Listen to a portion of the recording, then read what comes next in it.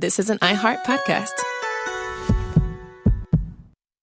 Ice Cube's Big Three is the surprise hit of the summer. This Saturday, 4 p.m. Eastern on CBS, with playoff elimination on the line, the most physical, fiercest, and competitive basketball in the world. Miami's Michael Beasley and Lance Stevenson must win to make the playoffs, and breakout star Dwight Howard of the LA Riot will battle Gary Payton's Boston squad in a do-or-die match for both teams. 6 teams are alive for 4 spots, and all must win. There's no crying in the Big Three, and the no-holds-barred action starts Saturday at 4 p.m. Eastern, 1 p.m. Pacific. Presented by iHeart. Welcome in, Thursday edition, Clay, Travis, Buck Sexton show. Appreciate all of you hanging out with us. Buck is out traveling with his family on a summer vacation. He will be back on Monday with me. I've got you today and tomorrow solo. We have an absolutely locked and loaded program. Senator Marsha Blackburn has announced that she is going to be running for governor of Tennessee. She will be on with us at the bottom of this hour. In the second hour, big battle in North Carolina coming to replace Tom Tillis. Michael Whatley, who ran the RNC, did a great job in 2024, North Carolina native. He is going to be the Republican nominee to run against former Governor Roy Cooper of the state of North Carolina. This is going to be an epic battle next year. We will talk with Michael Whatley, who hopefully will be the next senator from North Carolina. And then at 2:30, we will speak with Tim Scott, who is the current senator from South Carolina, about all of the ongoing shenanigans in Washington, D.C. and beyond. So there is the roadmap of where we are going. Bottom of the hour, we've got a bunch of guests, 2 senators and one who hopes to be a senator, as well as one who hopes to be a governor. All of that coming your direction. Now, within that construct, we have got a lot of stuff going on right now that I want to dive into. I think in an incredibly consequential manner, Trump has demanded that we have a new census. I'm going to explain why that could be so incredibly consequential, not only right now, because there were a lot of errors in the 2020 census, and he believes they need to be rectified, but also because in 2030, there are going to be seismic differences in the overall census tallies. And I think this is a battle that you should be paying a lot of attention to, because it could be incredibly important, not only for the midterms, but also in the 2028 presidential race, and beyond that in the 2030 interplay as it pertains to the census. But I wanted to start with what I would say is a genuine acknowledgement that our cities have become too violent, and it's time to actually put bad guys behind bars in jail. And we are getting these questions and these viral stories from all over the country, but I wanted to start with one that we talked with Bernie Moreno about, a violent attack on an innocent woman, Holly, who Bernie Moreno came on with us last week and talked all about it. She has now had a public appearance. Many of you saw her awfully bruised and battered face, and she now has spoken out about what happened to her. She appeared with our friend Senator Bernie Moreno of Ohio. Cut 11, this is what it sounded like. We need more police officers, but like he said, the judges who are just letting people out with a slap. The man who attacked me and might have permanently damaged me forever should never have been on the streets, ever. And the fact that he had just gotten out of jail previously for something he should have been in there for years, it's really sad to me, because I can't even fathom how many other people who have been attacked by the same type of man over and over and over. In Toledo, in Columbus, Cincinnati, Dayton, our streets are being taken over and nobody is doing anything. I am so sad, and I need to be the voice to help all of the victims that never got their justice. Well said. Well said by her. Again, if you heard Bernie Moreno tell her story, she is a mom of a young special needs child. She went out on a date in Cincinnati, and she got knocked out. She got in an Uber after she got knocked out. Think about that for a minute. It's an innocent mom, could have been any mom in America, out for a night out in a big city, Cincinnati. She got slugged, knocked out on video. Police came, they didn't do anything. And she got in an Uber and drove home. How does this happen? And I know that a lot of you out there are cops, and you're listening to me all over the country, and you are just nodding your head because you're saying, we arrest these bad guys. This guy got out for a $400 bail. Arrested all the time. It's the same dudes, almost always dudes, same bad guys, time after time after time. What in the world is going on here? And I think we're at a tipping point, and we finally got a president, and we got enough senators and governors who are standing up and saying, no, we're not going to let this happen. Yesterday, I was talking with you about, look, I love Washington, D.C. I went to college there. I'm a history nerd. It is a beautiful city. There's way too much crime there. And what you hear people say is, oh, crime's coming down. Yeah, from all-time highs. How about we actually address the fact that any significant rate of violent crime is unacceptable in this country? How about we have a real conversation about that? And I give credit to Jeanine Pirro. I'm going to play some of these audio clips, new D.C. attorney, formerly at Fox News. And I give credit to President Trump for raising this as an issue. Here is Judge Jeanine Pirro, cut 2, saying, hey, I'm in charge now, and this is not going to be acceptable. Violence against anyone in this district will not be tolerated, especially violence which has hate at its core and is the genesis of violence. The president put me here to do a job, to clean up the district, to make sure that crime doesn't overshadow this phenomenal city, our nation's capital. And I have throughout my career fought anti-Semitism for 32 years as a prosecutor and a judge. I do so. I fight hate crimes with a vengeance. So don't even think about targeting people in this district because of who they are or because of where they're from. I promise you, justice will be swift and it will be certain. I love her.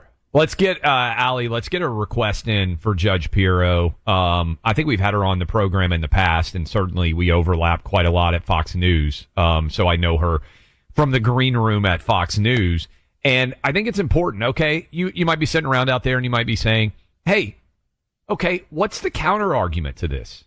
Trump said, in fact, cut 3, hey, maybe we just need to take over the D.C. police force and actually make something happen here. Here's cut 3. President Trump, on federalizing D.C., are you considering taking over the D.C. police? Is that an option on the table? We're considering it, yeah, because the crime is ridiculous. I could show you a chart comparing D.C. to other locations, and you're not going to want to see what it looks like. It was just up on television, actually. They were showing it. Now, we want to have a great, safe capital, and we're going to have it. And that includes cleanliness and it includes other things. We have a capital that's very unsafe. Do you want Congress to look at overturning the D.C. Home Rule Act? We're going to look at that. In fact, the lawyers are already studying it. We have to run D.C. This has to be the best run place in the country, not the worst run place in the country. I mean, he's right on all of this. And I give him credit for coming in and trying to solve this problem instead of just kind of hiding behind the security detail, as many presidents have done in the past. They don't actually solve issues when it comes to violence. And what the president's referring to is, I ran through this yesterday. I think maybe it was the day before yesterday. We have one of the highest violent crime rates of any capital city in the world. Most people, and I ran through countries, I mean, Ethiopia, Addis Ababa, which I'm probably mispronouncing, has a lower rate of violent crime in its capital city than the United States does. Why does that happen? Most people, most countries, consider their capital to be a jewel that should represent the best of their country and not be a place that is filled with violent crime. And so the rest of the country may not be as safe, and that's unfortunate. But they say, hey, the capital city is going to be safe. We're going to put the resources in to ensure that this isn't happening. And I give a lot of credit to Trump and Judge Jeanine Pirro for shining a light on this. And what's the counter argument? This is really funny to me because Trump is basically saying, hey, rates of violent crime are way too high, and I want to do whatever it takes to get those rates of violent crime down. D.C. is far higher than a city like New York City, for instance, when it comes to rates of violent crime. New York City is far safer than Washington, D.C. What's the response? Okay, it seems like a good thing, something that you could be in favor of no matter what your politics are. Well, Jessica Tarlov, who's also at Fox News, in fact, used to sit next to Judge Jeanine Pirro on The Five, a show that many of you would watch on a regular basis. She says, actually, crime's down. What are we worried about in D.C.? Here's cut 4. What are Democrats thinking when it comes to the nationalization of D.C.? They're thinking hard no. Why not? Because there's no reason to have Donald Trump be in charge of But is it DC. about Trump or is it about crime? Well, it actually is about crime. And the good news is that crime is down dramatically. So year over year, 2024 had a violent crime drop to a 30-year low, 35% down, and carjackings cut in half. Robberies down 24%, homicides down 17%, assault with a dangerous weapon down 14%. Just because Big Balls did a terrible job at Doge does not mean that he deserved this. Any incident is terrible, but They're have to running out follow. of cars to jack. Okay, so how do you argue against this? How do you argue against a very basic fact that should be supported by everyone? We need violent crime rates way down. Moms all over this country need to be able to go out to dinner in a city without worrying that they're going to get knocked flat out on the street by a mob of violent thugs that accost them.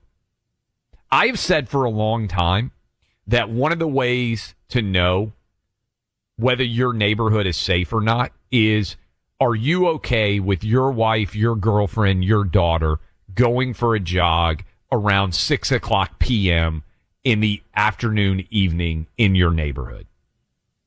Far too many American cities and neighborhoods, the answer is no. And I know there's a ton of you listening to me right now that if you see your wife get in your tennis shoes, you're like, hey, I hope you're going to the gym because it's a little bit late, might start to get dark. I don't feel comfortable with you out on the streets. You got a daughter, you got a granddaughter trying to stay in shape. How many different parts of America do we not feel comfortable with women going for jogs or walks or workouts in the neighborhood because we've just come to accept that violent crime is a real threat and we don't even want the women in our lives to be out? Now, some men, probably like me, you don't worry about it that much, but every woman thinks about it all the time. And that mom, Holly, in Cincinnati getting knocked out, I'm sorry, it's unacceptable. And what's further unacceptable is when we point out this violence, young intern gets killed randomly in the streets of Washington, D.C., and people say, okay, well, but, you know, in real life, the rate of violent crime is actually declining. Okay, let's decline it faster. That's what Trump's saying. And I think Trump deserves credit, by the way, for the rates of violent crime beginning to decline in 2025 fairly significantly, because I think a lot of you out there nodding right now, police officers, you can finally do your jobs again. You can put some bad guys behind bars. But here in my home state, Memphis, I talked about this the other day. I was out in March. I'll tell you the story a little bit more when we come back, but because we're going to talk with Senator Blackburn, who wants to run for governor. I took my son. He had a sporting event in Memphis. I know a lot of y'all are listening in Memphis right now. I forgot my charger, and it was March. It was the night Tennessee and Kentucky played a basketball game. Needed to charge my phone, and I went downstairs. Maybe they had a charger there, and I said, well, I'll just go to the grocery store. And the lady at the counter said, hey, be careful. It's 8:30 at night. It's not like it was 2:30 in the morning. She said to me, be careful if you're going out to buy a charger after dark. What are we talking about? That going to a grocery store or a convenience store or a gas station after dark in a city like Memphis at 8 o'clock. We're not talking about 3 a.m. That the front desk ladies are like, hey, be careful. Buck talked about this. He went to St. Louis. He was like, hey, is there anywhere to walk to go get something to eat? They're like, well, you can't walk anywhere. What are we talking about? This is just considered to be a normal part of discourse. This is something that is significant. Let's let cops do the job. Let's put bad guys behind bars. Let's make everyone, women in particular, safe in every big city in America. That seems like a very reasonable goal. And I think it's an important conversation that we need to be having. Speaking of being safe, right now the IFCJ is doing a lot of work to try to make people in Israel safe because there are missiles that might come flying in at any moment. I saw it for myself on my trip to Israel with a couple of the crew on this show. You never know when you're going to get an alert on your phone and you're going to have to run to a bomb shelter. And when that happens, you want to make sure that you're close to one and that you're safe, and that's what the IFCJ does. You can go online, check out the work they do. It's phenomenal at ifcj.org. That's ifcj.org. You can also give them a call, find out how you can help everyone be safe from missile attack in Israel. 888-488-IFCJ. That's 888-488-IFCJ. Check them out online at ifcj.org. Making America great again isn't just one man. It's many. The Team 47 Podcast. Sundays at noon Eastern in the Clay and Buck podcast feed. Find it on the iHeartRadio app or wherever you get your podcasts. Time for a sofa upgrade? Visit WashableSofas.com and discover Anabay, where designer style meets budget-friendly prices, with sofas starting at $699. Anabay brings you the ultimate in furniture innovation with a modular design that allows you to rearrange your space effortlessly. Perfect for both small and large spaces, Anabay is the only machine-washable sofa inside and out. Say goodbye to stains and messes with liquid and stain-resistant fabrics that make cleaning easy. Liquid simply slides right off. Designed for custom comfort, our high-resilience foam lets you choose between a sink-in feel or a supportive memory foam blend. Plus, our pet-friendly, stain-resistant fabrics ensure your sofa stays beautiful for years. Don't compromise quality for price. Visit WashableSofas.com to upgrade your living space today with no-risk returns and a 30-day money-back guarantee. Get up to 60% off plus free shipping and free returns. Shop now at WashableSofas.com. Offers are subject to change and certain restrictions may apply. The reviews and ratings are in, and Ice Cube's Big 3 is the surprise hit of the summer. This Saturday, 4 p.m. Eastern on CBS, with playoff elimination on the line, the stars will be flocking to Los Angeles to witness the most physical, fiercest, and competitive basketball in the world. Miami's Michael Beasley and Lance Stevenson must win over Houston to make the playoffs, reeling from last week's savage beating at the hands of Chicago's possessed Montrezl Harrell. Last time these teams met, Miami beat Houston, but they are a dangerous team having their manhood at stake. Then breakout star Dwight Howard of the LA Riot will battle Gary Payton's Boston squad in a do-or-die match for both teams. Will LA avenge their previous shocking loss to perennial basketball Boston rivals to survive? 6 teams are allowed for 4 spots and all must win. Don't miss the Big 3, the 3-on-3 basketball league everyone is talking about. There's no crying in the Big 3, and the no-holds-barred action starts Saturday at 4 p.m. Eastern, 1 p.m. Pacific, followed by 2 games on Vice starting at 6:30 Eastern, presented by iHeart. Appreciate all of you hanging out with us. We just got through talking with Senator Marsha Blackburn of Tennessee. Michael Whatley will be with us at the bottom of the hour. He is going to be running for Senate in North Carolina to try to replace Tom Tillis. Senator Tim Scott will be with us in the 3rd hour. It's just me, you, and all of us having a good time here on the rest of today and tomorrow as we are rolling through so many different stories that are out there. We went to break. First hour, we talked about the out-of-control violence and how President Trump is trying to get Washington, D.C. back to some form of safety. And I mentioned looking at capital cities as a proxy for the excellence of a nation at large. If you're a history nerd like I am, Washington, D.C. was a planned capital city. And one of the things that's really amazing when you walk around Washington, D.C. is they designed so many of these massive roads.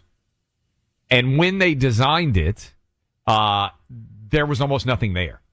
And if you read the history of, say, Washington, D.C. from the 19th century and even the early parts of the 1900s, people would talk about how the city was designed for a country to be the greatest in the history of the world, but it wasn't there yet. And so as a result, it was just these massive, massive roads, planned city with almost nothing on either side. And I always love, if you study history, the metaphor of the Capitol Dome. During the Civil War, Lincoln insisted that the construction of the Capitol Dome continue. And if you look at old photos in the 1860s of Washington, D.C., you can see them working on that majestic Capitol Dome. And it was very expensive, and it required a great deal of steel. And some people criticized Lincoln, but his explanation was the nation is still being built and preserved. I'm not going to stop work on the nation's capital because this is an important symbol of what this nation represents and eventually of the nation coming together and healing anew. And it's such a profound idea.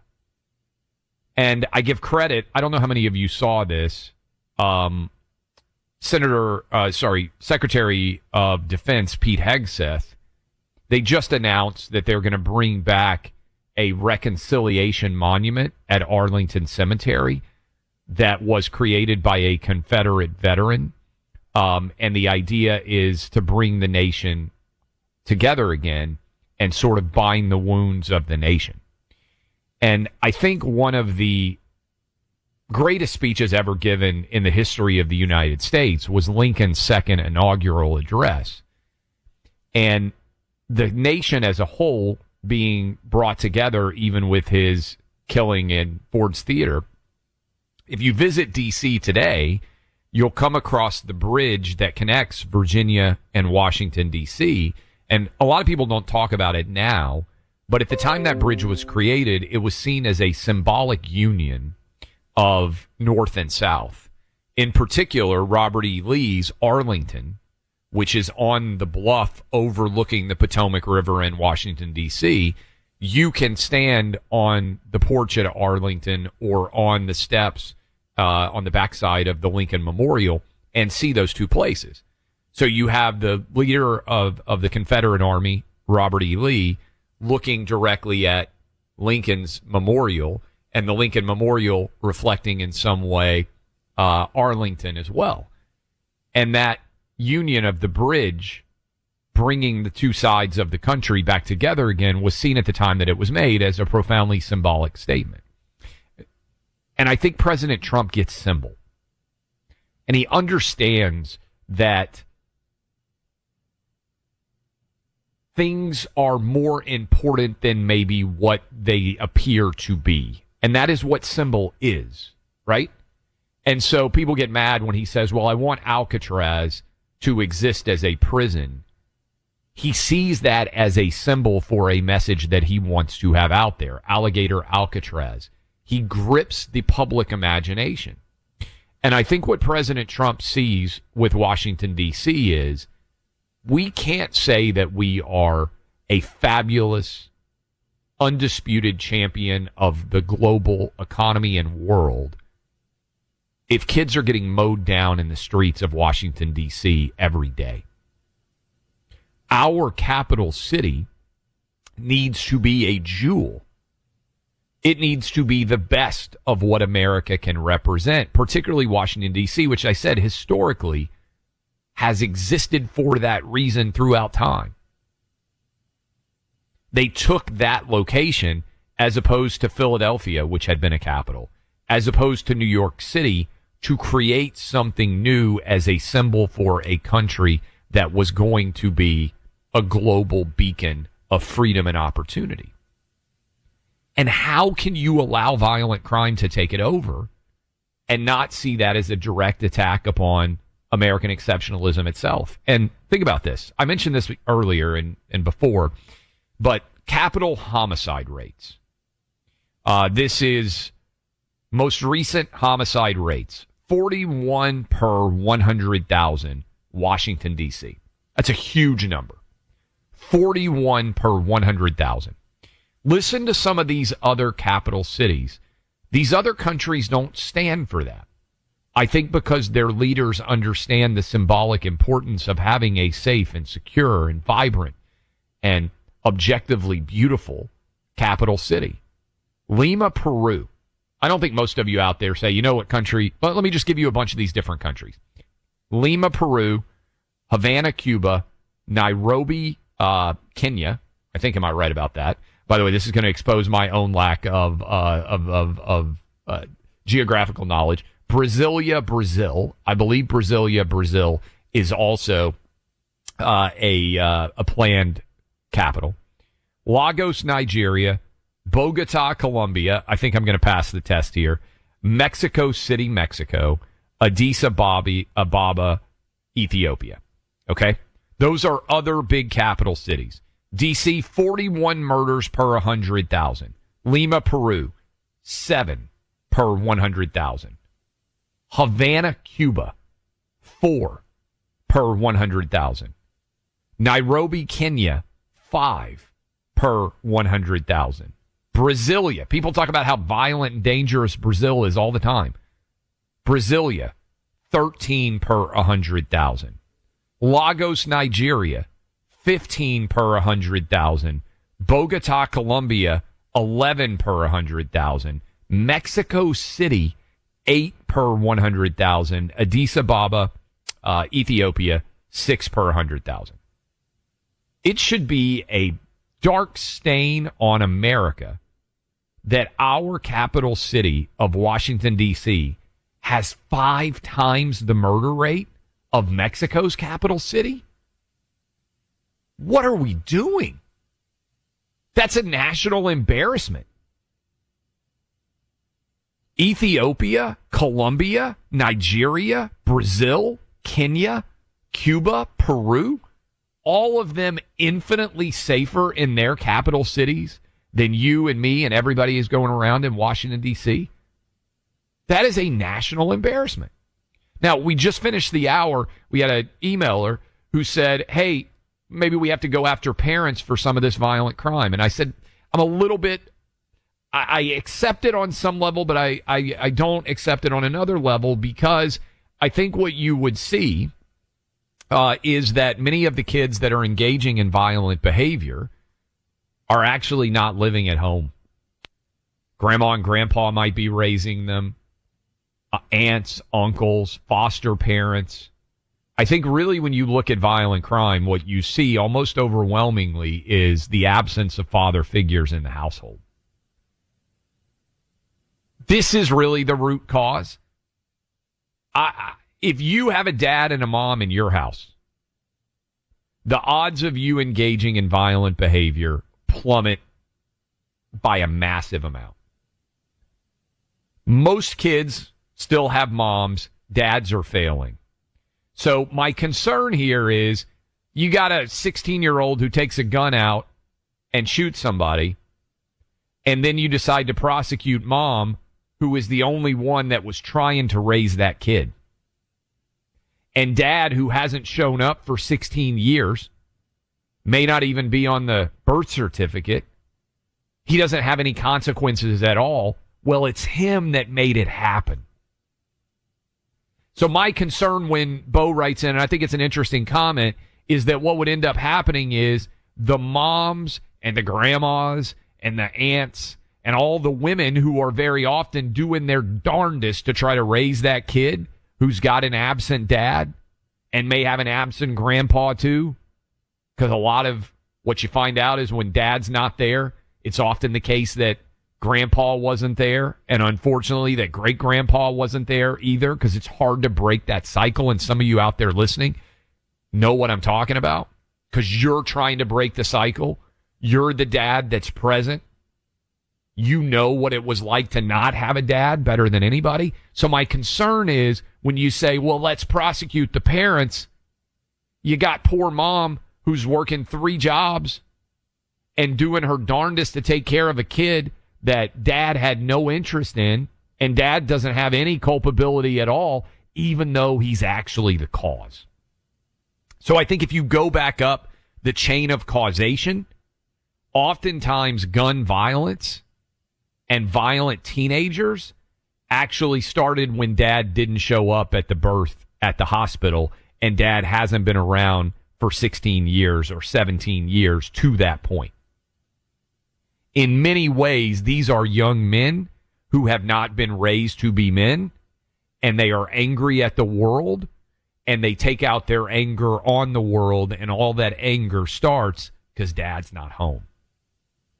So when I think through holding mom accountable, mom's doing her best to raise that kid by herself, and she's got 3 jobs, and the kid, as a result, doesn't have somebody at home whipping him into shape like a dad hopefully would, and he falls in with the wrong guys in the neighborhood, and next thing you know, he's dealing drugs or he's trying to carjack, and mom's out there trying to do her best, and then you come home and you charge her with a crime, and then she may have 2 younger kids that she's also trying to raise. And how does that benefit society? So that's when I work through it. I like to go to what caused the problem, not to just what's connected to the problem. And to me, what caused the problem is dad's not there. And I think this is my big, get on a preacher box argument. I think the number one issue that unites much of what is going on in the country today of a negative level is dad's not there. I think it connects on everything. Families not having enough money to feed the kids, dad's not there. Families that are dealing with incredible violence, dad's not there. If you go to this is my personal opinion, if I could change one thing, every kid that's born has a dad at home, I think our national rates of violence would drop by 90%.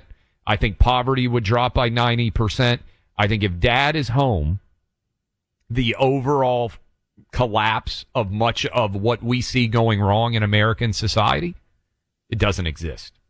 So my concern responding to Bo is you're actually going to hold accountable the mom, the grandma, the aunt, the foster family that's trying to take this responsibility of dad that he didn't fulfill, and then they get blamed because everything doesn't go perfect. That's my concern. And that's why I get a little bit nervous about holding parents responsible criminally, because so many people are doing everything they can to help to try to fill the void that is there because dad's not home. That's it, right? You go look at rates of crime, it collapses in every household where dad is there raising a son. And by the way, it's almost all boys. And the data actually reflects, meaning committing the crimes, the data actually reflects that young girls have far less negative consequences from an absent male figure in a household than young boys do. Moms do their best. They can't be dad and mom. I think young girls see mom, and that's an aspirational figure for them. And it's still better for young girls if dad is home. But what the data shows is boys' outcomes collapse when dad's not home. That's the reality. That's a tough conversation. That's a real conversation that we should be having, but too many people are afraid to talk about it. Look, years ago, new legislation created opportunity for 401ks and IRAs. These retirement accounts shift the responsibility from employers saving money to you, meant to empower you to control your own financial future. And look, gold has been a part of everybody's portfolio basically throughout all of time. Gold has been a method to buy and sell so many different objects throughout time. Gold is at record highs because it's seen as a hedge against inflation. Have you thought about including gold in your own portfolios, in your 401ks, in your savings? Maybe you're nervous about the devaluation of the overall American currency because inflation's been so high, because the Fed's printing so much money. Gold is that hedge. Maybe it's the right decision for you. Maybe it's not, but why not do the research to figure it out? Birch Gold Group makes owning physical gold really easy. They can convert existing IRAs or 401ks into tax-sheltered IRAs with actual physical gold. They can also help you buy gold to store in your home safes. Why not check it out? Gold's a part of my portfolio. I bet it could make sense as a part of your portfolio, but do the research for yourself.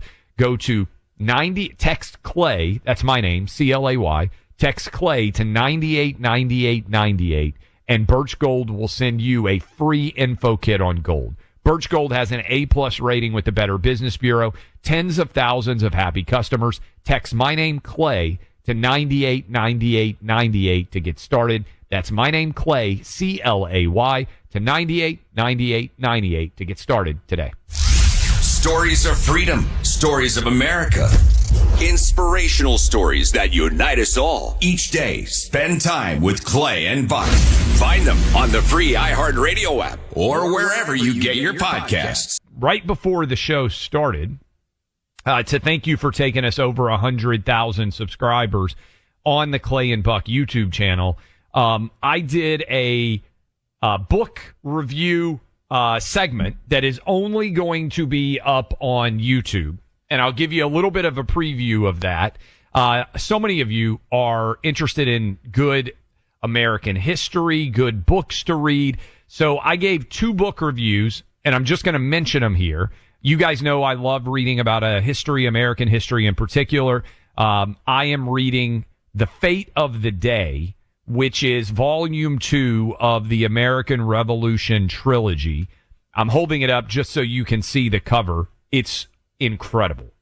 I'm about halfway through it. If you want to hear me talk about it more, you can go to the YouTube channel. That video will be up. Going to try to do fun things there that are not airing on the radio program. I also told you, hey, if you're a mystery thriller kind of person, which I am, I usually have a nonfiction book going at the same time as a fiction book, and I read whichever I'm in the mood for. I've mentioned this on the show before, but I just finished Mick Herron, who is a London-based thriller, spy, espionage writer. 8 of them. The Slow Horses television version. Maybe some of you have seen this on Apple TV. I am told it is really good. I have never watched it, but I can tell you these books are great. There are 8 of them. I love mysteries, thrillers. I grew up reading initially the Hardy Boys, and then it led into Sue Grafton and Robert Parker and James Lee Burke. And so anyway, if you are a thriller reader, Patricia Cornwell, you guys know all of these, Alex Cross series, all of these, I gave you good reviews for those, and we're going to do some fun things on YouTube, so you will be able to dive in there. Okay, we got people who want to react, and for those of you who want to get your popcorn out, we led into a discussion about how almost all issues in America today, in my opinion, if you had to go to one root cause, absent fathers. White, black, Asian, Hispanic, absent fathers, I think, lead to violent crime. And this actually wasn't planned, but it came out of a email that Bo, one of our VIP readers, wrote in saying, hey, if we really want to go after violent crime rates, let's prosecute parents more often. And I said my concern there is that actually dads are absent, and you would end up going after mom or grandma or maybe even grandpa, who were trying to fill in for the absent dad, and the person who's the most responsible for everything that is going on will not be held accountable. And so that was my concern. And let me hit you with this, because I mentioned that I was going to discuss it earlier, right before I take your calls. President Trump has demanded that there be a new census done. And I've talked about this a lot on the program. Maybe we'll dive into this a bit more tomorrow. But basically, red states would be on tap to add 10 House seats if the census had been done correctly. And Republicans would add 10. Democrats would lose 10. Florida would add 4 seats. Texas would add 4 seats. California would lose 3. New York would lose 2 overall. And that's going to play in big in the Electoral College by the time we get to 2032. But they screwed up 2020, so they really should redo the census, and that is what President Trump has called for. And we will dive into some of that tomorrow. But, again, go subscribe to the YouTube. You can check out all original content that is going up there. VIP email from Eric, Black Dad out there. Let me start with this. I was fortunate to have my dad in the home as a kid. and my kids have the same good fortune. You are spot on about LBJ and the Great Society. The government dictates on the programs, essentially force dads out in order to access the so-called benefits. Never have a people paid such a high price for a block of cheese. Larry Elder, DeRoy Murdoch, and Jason Riley have written and spoken extensively on this subject. They challenge the black people out there who've been brainwashed by the liberal culture to wake up, grow up, and man up. It's a good email from Eric, and I appreciate it. I'm glad he's being a good dad.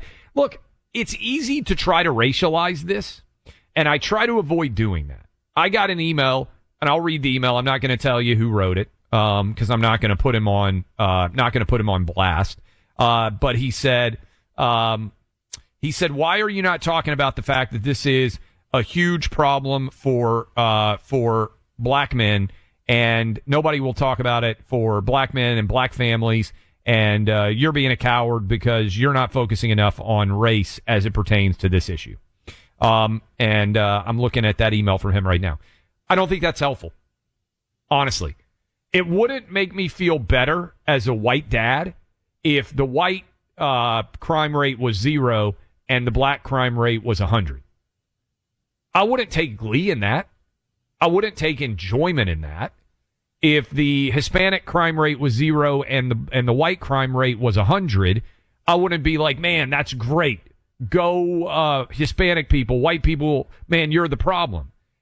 I don't think you racialize a problem. I think you actually then divide people. What I would argue is kids without dads is a huge American issue. White, black, Asian, Hispanic. Now, I do think that there is a socioeconomic component to this in this larger context. I think the government tried to replace poor dads with the government. And there's a line, and I think there's some truth to it. You can racialize the line, but the way I would put it is when rich people get a cold, poor people get pneumonia. If you're black, you probably heard before, when white people get a cold, black people get pneumonia. It is true when rich people have small problems, poor people get big problems. And so I think you have to be careful when you put government policies in place. This is, to me, the essence of Democrat politics. They sit around from their gated mansions and they think, oh, my goodness. You know, the real problem with crime in America is the police. We should take them away. This is Zoran Mandami, right? All the people with money, they've got protection. Mamdani goes down to Uganda. He's got a security detail following him everywhere. He's not worried about crime happening to him because he's rich enough to have his own security. You ever notice that none of those politicians who called to defund the police ever gave up their own personal security details? Well, wait a minute. If you think all of us should give up police, how come you need them? That's a really good question, isn't it? So many people in America, they talk left and they live right. All those media that write at the New York Times, they're married, raising their kids. Their kids oftentimes go to private schools. They live in gated communities. Everybody lecturing you on MSNBC, nuclear families. They want a mom at home. They want a dad at home. They want to have security for their kids. They want private school choice for their kids. Why do they lecture you from a left perspective and then live like the most conservative person on the planet in their own life? Because the best way to raise a family is a nuclear family. Mom, dad, both at home with kids. This is what the data says. They all know it. They want it for their own families. But if you try to say, hey, we should do this more. Hey, maybe we should put policies in place that actually make dads more likely to be at home. As soon as you raise that issue, oh, suddenly they don't want to have that conversation. So a lot of you want to weigh in. Let me hit some of these calls. Appreciate that VIP email. Let's see here. Who should we go to first, guys? It's Ralph in Cincinnati. Ralph, what you got for us? Hey, brother, how are you, man? I'm fantastic. So I think we're looking beyond the obvious, and it's not a black or white thing, Hispanic, Asian, or even a money thing, because there's a lot of very wealthy people who've divorced, and the mother automatically gets the kids, and then we hear the stories about their kids driving very expensive cars and killing their friends. So let's just avoid the monetary thing. I'm going to ask you a question. You're a lawyer, and you have a lot of colleagues that went into family law. I think the perpetuation of divorce lines their pockets. The thing is, I'm dealing with it myself. I want 50-50 time with my kid. I don't want more than 50-50. That would be unfair. Automatically, the mothers always get custody, regardless. So if we're going to talk about fatherless homes, we need to dig deeper. Some of us fathers want to be involved. Some of us fathers want to take care of our boys. We're not allowed to. So in Ohio, twice, the senators of the Congress, whoever, pitched this concept. And both times, it was the Ohio Bar Association that shot it down. Why? Because that's their income. How many of your colleagues went directly to family practice? Some of them were criminal, but then they went through their divorce and saw how much they paid an attorney and said, well, I got to get my money back. So I just want to give a shout out to dads out there that want to be in their kids' lives. Don't give up. Keep fighting. There's a huge movement happening right now. It's kind of underground. Even in Britain, this is a global thing. There's a movement called People Against Parental Alienation. There's a young man in the United States who started a website called TUF, the Unmarried Father. Those guys suffer the worst. Are there guys out there that don't want to be in the family? Sure. Were they baby trapped? Maybe. Did they hook up one night and get a girl pregnant? Maybe. We don't know. But there's a lot more of us out there that want to be in our kids' lives, but we're already labeled deadbeats just because we're not in the house. Thank you for the call. No, it's a great call. Look, I don't, this is why, in general, I think any dad that is fighting to be involved in his kid's life should be involved in his kid's life, right? His or her kid's life. And I think that there are tons of things in the divorce universe that we have created that incentivizes divorce and often alienates parents in both directions, right? I think there is a religious component to this. I mentioned that the Great Society happens. I think also a decline in religion has led to less men as heads of households and less men who are expecting to take on the responsibility. But I think in a divorce context, in an ideal situation, kids would get 50% of time with their dad and 50% of times with their mom. General rule, okay? Now, I don't want to dive into everybody's individual divorce story, but I do think that one of the let me just say this as a lawyer. One of the consequences of no-fault divorce, right, which is this idea of, hey, there's nobody at fault, we just don't want to be married anymore, is that sometimes fault matters, right? We typically don't have no-fault car accidents, right? Just think about it. Most people don't want to get into a car accident. But if you had a cheap car and you could just run into a Jaguar and you got rewarded because you intentionally caused some sort of an issue, the courts would look at you askance. They would say, well, you're more responsible for this. And that's the whole point of like traffic law, right? Hey, who did when you say nobody's at fault, a part of me is of the opinion that fault does matter. It's very rare that 50% male, 50% female is the reason for the divorce. And I'm talking about the financial side, not so much the child and the parenting side. But I do think there should be substantial family court processes that would actually go to making things better. I'll take some more of your calls when I come back. But I do have empathy and sympathy for dads out there that are trying to be involved in their kids' lives that feel like the entire apparatus of the court system is slanted in favor of the moms and they can't actually do anything to help raise their kids. That is very frustrating, and I have a great deal of empathy for anybody involved in that process. So many of us have been victim of identity theft or know someone who has. It's important to understand how cybercrime and identity theft are affecting our lives. LifeLock's online identity theft protection is your best defense. LifeLock will detect and alert you to potential identity threats you may not spot on your own, like loans taken out in your name or charges racked up on credit cards. There's no police force for this kind of thing. That's why having LifeLock can be a game changer. Become a LifeLock member. If you aren't already, you can save 40% off your first year with promo code CLAY. Get hooked up right now. That's LifeLock.com, promo code CLAY. You can also call 1-800-LifeLock. Go online to LifeLock.com. Use my name, Clay, as the promo code for 40% off. That's LifeLock.com, code CLAY for 40% off. News and politics, but also a little comic relief. Clay Travis and Buck Sexton. Find them on the free iHeartRadio app or wherever you get your podcasts.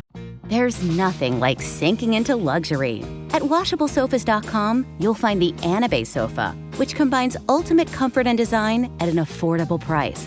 And get this, it's the only sofa that's fully machine washable from top to bottom, starting at only $699. The stain-resistant performance fabric slipcovers and cloud-like frame duvet can go straight into your wash. Perfect for anyone with kids, pets, or anyone who loves an easy-to-clean, spotless sofa.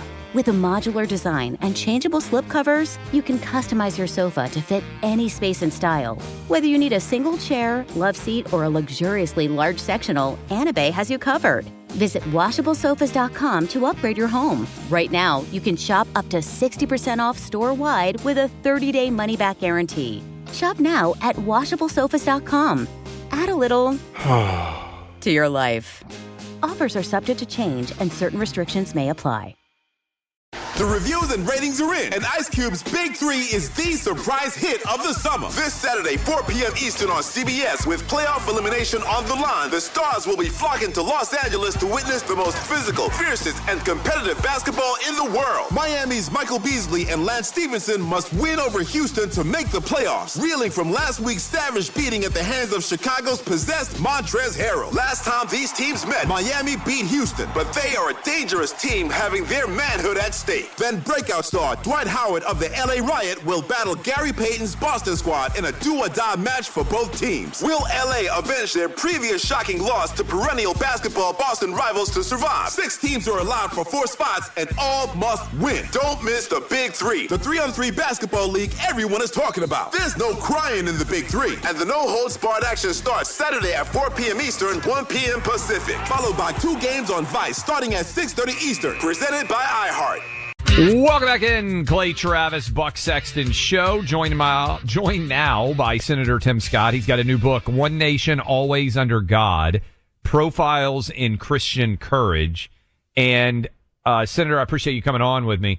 Absolutely. I believe that part of the motivation for this book, according to my team, was you seeing Harrison Butker, who is a field goal kicker for the Kansas City Chiefs, speaking out about faith and his family relationships. Why did that strike you to such a degree, and then did that help to motivate you to write this book? Certainly I see the attack on Christianity in our country all over the place, and certainly his story got so much press. I just kept thinking to myself, why is it okay to attack the very foundation of the greatest nation on earth and what we were founded upon? And I find it to be utterly ridiculous, Clay, on the attacks that Christianity has to endure.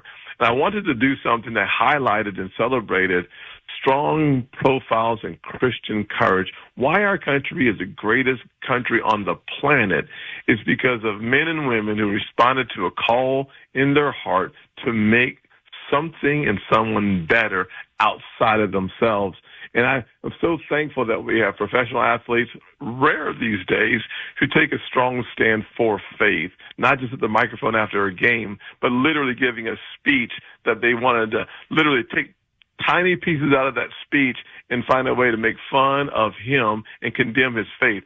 Utterly ridiculous to me. I don't know if you've heard any of the program. Probably not. You're kind of a busy guy. But we've ended up talking quite a lot today about the decline of fathers. And I think it in the family household. And I think it ties in with the book that you are writing, because one reason that might be happening is an absence of religion. And a lot of young men are honestly going back to church now. I don't think you're a dad yet. But I've got 3 boys. I think all the time about how to raise them to be strong, good parents. Why do you think we're struggling to such an extent with young men, and how do we get black, white, Asian, Hispanic dads back in the family raising strong young men? Well, Clay, I think one of the reasons why President Trump has endorsed the book, One Nation Always Under God, is because I focused really on that subject matter by telling my own story of growing up in a single-parent household. And what you just said, Clay, is so important. It was so casual when you said it, but it was powerful in my ears. One of the scriptures I'm really excited about is Proverbs 27:17 that says that iron sharpens iron, so one man sharpens the other. The best way to do that, Clay, is to have a father in the household. You just said very casually that you are there for your 3 sons. 72 to 74%, the numbers escape me, of African-American boys do not have their father in the household. 40% of white working-class families don't have a father in the household. That does not tell about the future we want in this nation. And so you covering fatherhood and the importance of a male role model in the house is undeniably the most important thing we can do to get this nation back on track, except for faith. Faith is the foundation. Family is the most powerful single unit in the nation. Upon those 2, you build an objective standard, you apply it fairly to everyone, you get a flourishing country called America. Without that very important building block called the family, we as a nation, we don't work, and we don't work without a faith-filled foundation upon which all things stand. So I can spend as much time as you want to on the importance that a father plays in the household. I just became a bonus dad, Clay, just a year ago. I have 3 kids that I've inherited by getting married. And I got to tell you, it changes your focus to the future.